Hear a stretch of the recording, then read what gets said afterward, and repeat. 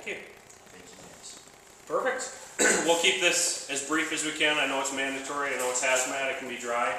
All of us are firefighters, so we know what you go through every day. We know what's realistic. We're not going to go through the same old boring refresher stuff that you've done in the past. This will be down and dirty, hopefully all applicable to you guys. So, how many of you are new enough that you went through the academy?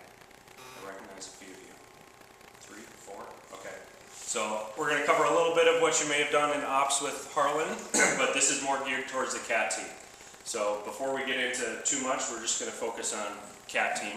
So, first of all, my name is Madison Zickman. I'm one of the assistant chiefs at SBM and the team lead for North Metro CAT. I'll let these two guys introduce themselves. Mike Bacco, with SBM, North Metro CAT. With SBM, I'm the department mechanic, so I take care of all the trucks, equipment. On the CAT team, I'm monitor specialist. So pretty much if any questions they have on a monitor, it gets directed to me. I do all the maintenance on the monitors, including rebuilding pumps, changing sensors. So monitors are my thing. So that's what I do the most out of with the CAT team. But I'll do anything. That going down range. That's fun stuff. Sitting back and doing science sucks. My name is Justin Petrick with SBM, also with paramedic with Alina, and also on the North Metro Special Rescue Team. And so I'm just a hazmat technician, no specialist yet. So I do the dirty work. You're a medical specialist for now. One of the paramedics on the team. So, before we get too deep, just so you understand what North Metro CAT is, there's 11 state teams across Minnesota, and so, no thank you, Joe. We are not actually an SBM team. We are a state team run through Homeland Security and Emergency Management. When you call us, we are coming out as a state asset. We are not coming out as SBM employees. We have members, like it shows on here, from Coon Rapids, from Fridley, Lexington, Lionel Lakes, Harlan from Centennial. He's our only Centennial member. And then we have a subject matter expert that works down at the Minnesota Department of Health. He happens to be a St. Anthony firefighter as well. But we are coming from SBM. The truck and trailer lives there. A lot of SBM employees, but we are a statewide team. We cover a few different counties, all the way up to Kennebec, Chisago, Sherburne. We will also mutual aid to down into the cities. St. Paul has a team, but they really just kind of stay in their own little bubble unless they're asked to come outside for something bigger. But if they're busy doing something, which is actually pretty frequently, and something else happened in Ramsey County, we would likely come south. If Hopkins' team is busy doing something in their district and their jurisdiction, and another call came in, we would probably go over there, all over the state. These are the closest teams. You have one in St. Paul, one in St. Cloud, Duluth, Hopkins. All the others are outstate. Moorhead, International Falls, down in Marshall, Rochester. So not a ton in the metro. That's obviously where a majority of the calls are happening, though. And we don't necessarily just go on the massive train derailments and chlorine clouds. It can be your everyday call that you get on the fire department that just that day happens to be something a little out of the normal or something that you can't handle, and we'll talk about what our capabilities are, when you should call us, those sorts of things. As Justin mentioned, he's just a hazmat tech, but we have 20 members. They are all technicians. That is not an easy class. It's an 80-hour course above and beyond your hazmat ops, and we train twice a month for about 3 hours, just like you do here on the fire department. That's, of course, outside of all of firefighter duties and duties at Alina, everything else beyond that. 120 calls since our inception, which is 1996, so we're not called out that regularly, somewhere between 2 and 10 calls a year. But on top of that, we also do consultation. So you may be on scene and you just have a quick question that you can't find in your ERG or to the state duty officer, a phone call to 2800. They page us out so that we can call you. We're happy to do that. Even if you need just a specific monitor, if you're on one of your wells and you have a chlorine leak, we do not want you to use your foregas because it will now be unable to be used for the rest of its life. So if you need a chlorine monitor, you can call us out. We're not going to send the entire truck with 10 people out here. you know that you have chlorine, you just need to know how much, we'll send Mike or myself or someone else that's around during the day with the chlorine monitor. Will come up, help you guys out. That's the end of where that lives. So that does not get reflected in 120 calls. Those are full scale, full-fledged, full team responses. And then our truck and trailer, which we brought today, and we'll go out and show you. Between the truck and trailer itself and all the equipment is well over $2 million, if I can even speak this morning, worth of equipment. And that mostly comes from monitors. We still have SCBA on there, and half of what you might find on your regular fire apparatus. And then of course all of our decon equipment, booming, product control, deck and damming, all of those things that are on that truck. And we'll go out there to show you guys what we have. So why would you call us, or why do we even exist? The reason the program was started was so that every fire department in the state, there's over 750, doesn't have to buy a chlorine monitor, or buy decontamination equipment, or buy level A suits. It's extremely expensive.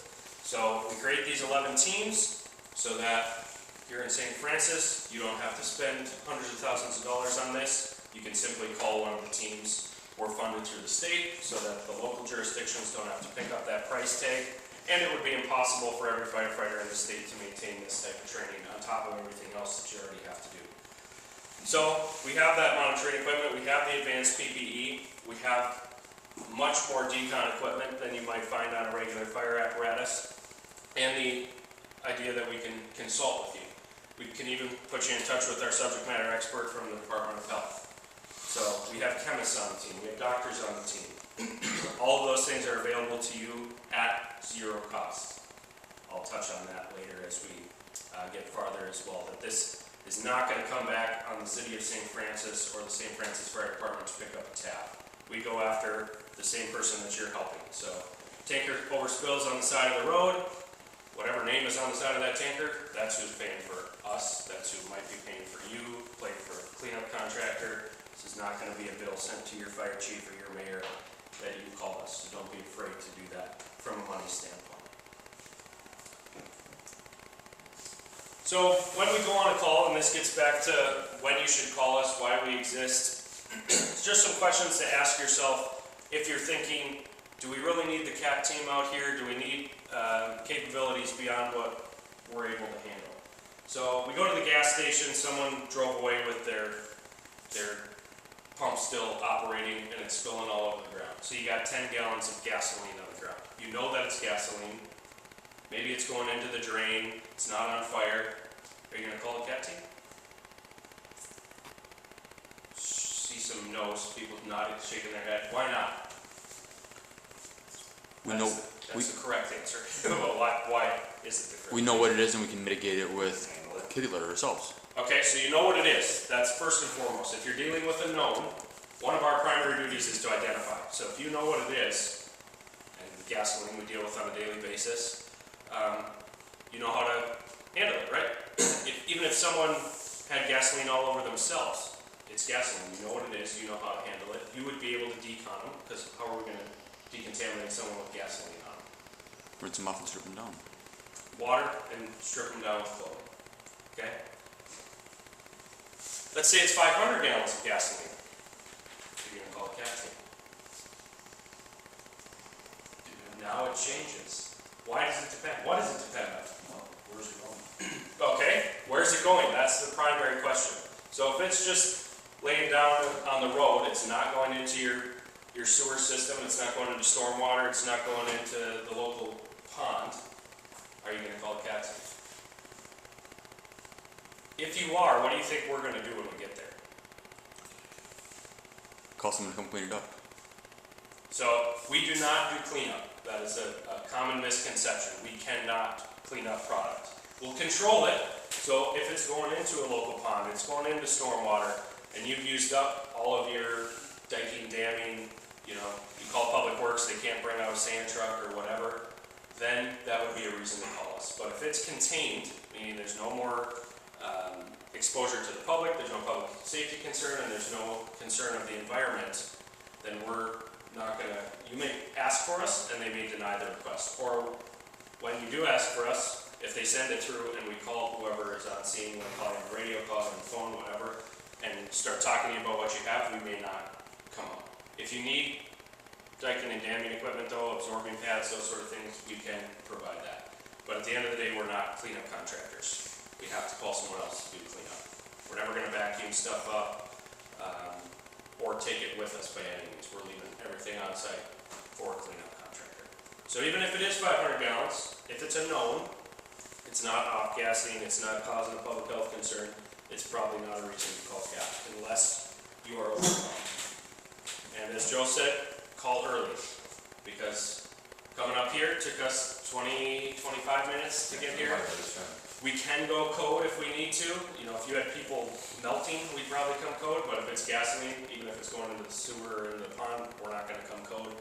And it takes us 15 minutes to get out the door, because we got people coming from all over the place to get to our station, get up on the truck, and then come up here. So you're probably looking at 40 minutes realistically to get anywhere in St. Francis. So call early. Even if you start us, just like you guys, you can cancel us. It's not the end of the world. We don't mind. We're going on tons of calls. So beyond gasoline, because that's kind of an easy one, just some questions to have in the back of your head. And when you call the state duty officer, we'll get to that, these are some of the questions they're going to ask you. Is there a release or a potential release? It doesn't have to be releasing already. If you come across a 55-gallon drum that looks suspicious, or it's got a plume cloud coming out of it, even if it hasn't released yet, we can still, might be reason to call CAT. Is there a threat? Maybe it's full of water. It's not a threat. And it doesn't have to be to public safety, it can be to the environment. That is still our responsibility. PCA and EPA are going to be involved, but it's still on the CAT team to mitigate that in the first responder role before those agencies get out here. And does it exceed your local capability? So if you were St. Paul Fire and you had 100 firefighters on at any given moment and you got 50 fire trucks, even if it was 5,000 gallons of gasoline, it probably doesn't exceed your local capability. So if the local jurisdiction can handle it, the state duty officer is never going to authorize a state asset to come out on their dime. But if it does exceed your local capability, if you only got one engine company out there, or it's a holiday weekend and you got 2 firefighters on, people that don't have hazmat training, or it's a product that you're not familiar with, any of those things can exceed local capability. And these are the questions that the state duty officer is going to ask you. So if any of you can be an officer on a fire truck today, correct? Could any of you jump in the right seat and be an officer if you were the only 2 of you, 3 of you showed up? Okay, so if you're the officer on engine 1 and you go to a potential gas leak and you get there and decide, holy crap, I can't deal with this, how do you call the CAT team? Or what's going to be your next steps, I guess? The second that you decide, I can't deal with this, I don't know what to do, I need help. You should go to the duty officer. Okay, are you going to do anything with dispatch? We're gonna have to get it for you. You're gonna have to do it for it. Yeah. I last I heard is that the CAT team is dispatched by the state duty officer. Okay, so any state asset, and that includes a bomb squad, a CAT team, an emergency rescue team, the PCA, the EPA, any of those are all through the state duty officer. So if you call 2800 on the radio, you know, St. Francis Command, I need a CAT team. Depending who the dispatcher is, they may tone us out. And we may go to the station, and we get to the station, the first thing we're going to do is call the state duty officer to get information. And if that state duty officer says, I don't know what you're talking about, we can't go anywhere. So your request for us has to go to the state duty officer. That, in some cases, can be done through dispatch, but your best bet is to get on your cell phone and call the state duty officer. You can call 2800, they may be able to notify state for you, but you're still going to have to talk to them one-on-one. They have the capability of getting on an 800 channel with you, but usually they're just going to want you to pick up the phone and call. This person is on staff 24/7, 365. It's not a single person. They're obviously rotating out down at the BCA office, and they're responsible for all the state teams. Oh boy, what did I do?